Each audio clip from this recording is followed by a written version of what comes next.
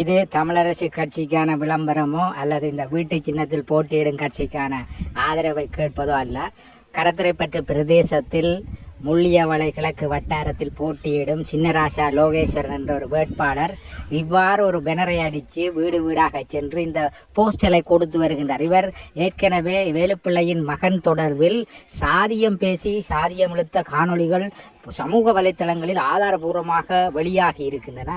தமிழ் தேசியத்தையும் இந்த விடுதலை போராட்டத்தை வழிநடத்திய தலைவனையும் இழிவாக பேசிய இந்த முள்ளியவளை கிழக்கு வேட்பாளரான சின்னராசா லோகேஸ்வரன் தற்போது தனக்கு ஆதரவு தேடும் வகையில் வேலுப்பிள்ளையின் மகனின் படத்தினை போட்டு போஸ்டல் அடித்து வீடு வீடாக கொடுத்து வருகின்றார். இது ஆதாரபூர்வமாக நிரூபிக்கப்பட்டாலும் உண்மையில் இவ்வாறு ஆதரவு திரட்டுவது இந்த வீட்டில் இருப்பவர்கள் இதனை யோசிக்க வேண்டும். இப்போதும் இந்த போராட்டத்தை வழிநடத்தினவர்களையும் காட்டி வாக்கு பிச்சை கேட்பதை நிறுத்தி கொள்ளுங்கள். மக்கள் நன்றாக உணர்ந்திருக்கின்றார்கள் என்பதை புரிந்து கொள்ளுங்கள்.